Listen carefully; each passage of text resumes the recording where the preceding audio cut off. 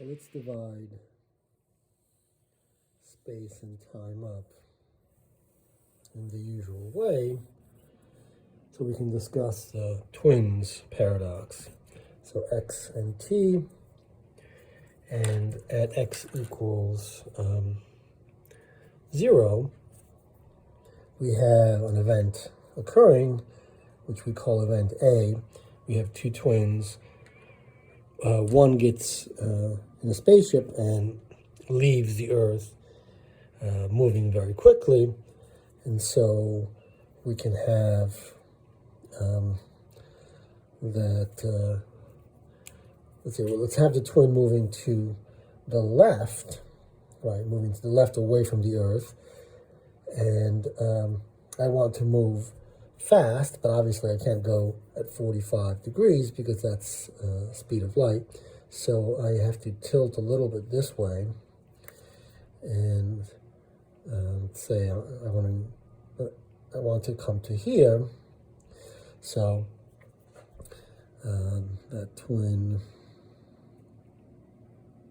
travels like that on the space-time diagram, and after that twin has reached this point, this distance in x, decides to travel backwards, and doesn't have to be, but we want to try to make it the same speed, close to the speed of light. So that's a 45-degree line like that. I'm going to go a little bit less than that, and so I'm going to do something like that. And the twin then comes back. So first of all, let's call this event B, the turning back event. And then at event C, the twin arrives on the Earth, and they notice that one is younger than the other one. The one that's younger is the one that traveled away from the Earth and came back, and there seems to be a paradox in that special relativity says that if we look at things from the perspective of the moving observer or moving twin, then that observer can claim that the twin on the Earth, that the clock of the twin on the Earth is actually moving more slowly, so there should be less elapsed time on that twin. And so there's a paradox here. There's some breaking of the symmetry in the problem, and we want to see where that is. So in order to do that, let's divide space and time up according to the moving observer. So initially, the moving observer divides space and time up in the same way that the observer that stays on the Earth, right, the twin that stays on the Earth, space and time. So the spaces, the lines of simultaneity are horizontal for both twins. And then later, when the twin jumps into spaceship and is traveling along this path in space-time, we have spatial slices that look like this. So slices of simultaneity for the spaceship twin, like that. And we can say that it's try to be parallel, so here is a slice of simultaneity that goes through event B,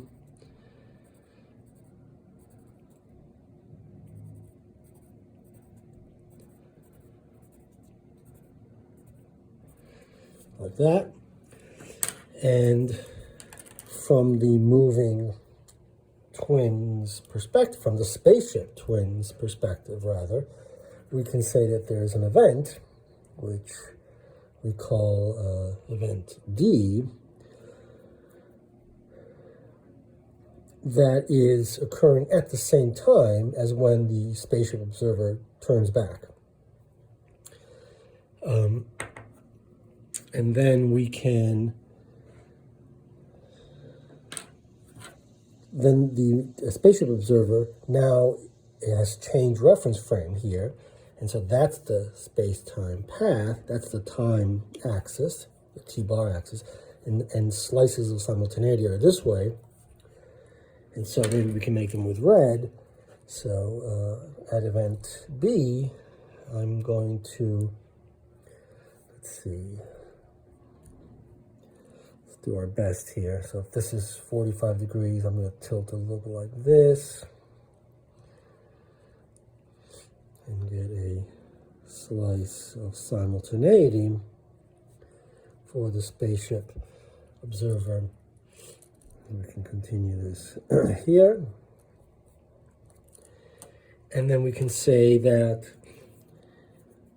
now the spaceship observer is in an inertial reference frame such that there is an event E that is occurring at the same time as event B.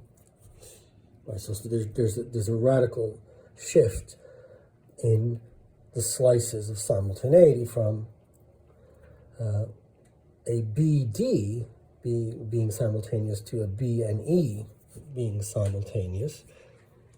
And then we can look at event C and see if I can be parallel to this.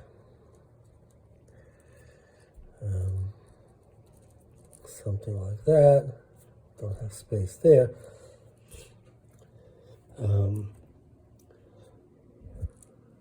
So clearly, from the perspective of the XT observer, the observer, the twin on the surface of the Earth, we have that event B occurs at a time that is exactly in between event A and event C.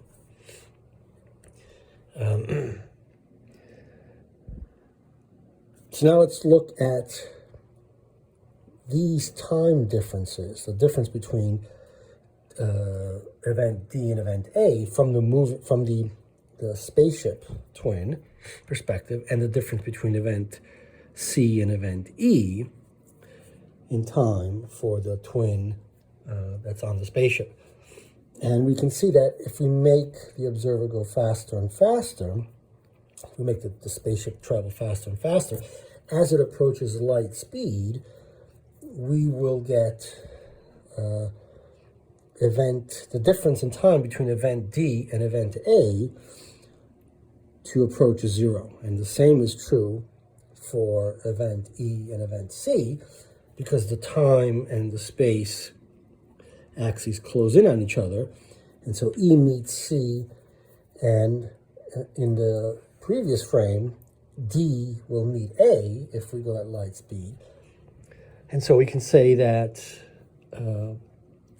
there's a way of seeing that the faster the twin in the spaceship travels, the less total time must pass on that twin's clock, and it'll show up when they meet. And so where is the resolution of the paradox?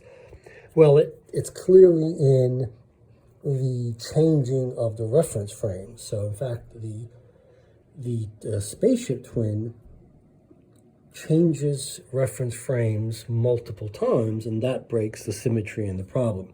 So initially, the spaceship twin divides space and time up into slices of simultaneity that are like this, that are horizontal, same as the Earth twin. Then the spaceship twin divides space and time into slices of simultaneity that are like this. Then the spaceship twin enters a different inertial frame that slices space and time into simultaneity slices that are like that. And finally, again, there's a change back to the original inertial reference frame, which again divides space and time into horizontal slices of simultaneity. And so there's a sense in which we can say that the spaceship twin is the one that's doing the moving. So motion, there's more motion through space for that twin, and therefore there has to be less motion through time, and that explains the less elapsed time on the clock of the spaceship twin.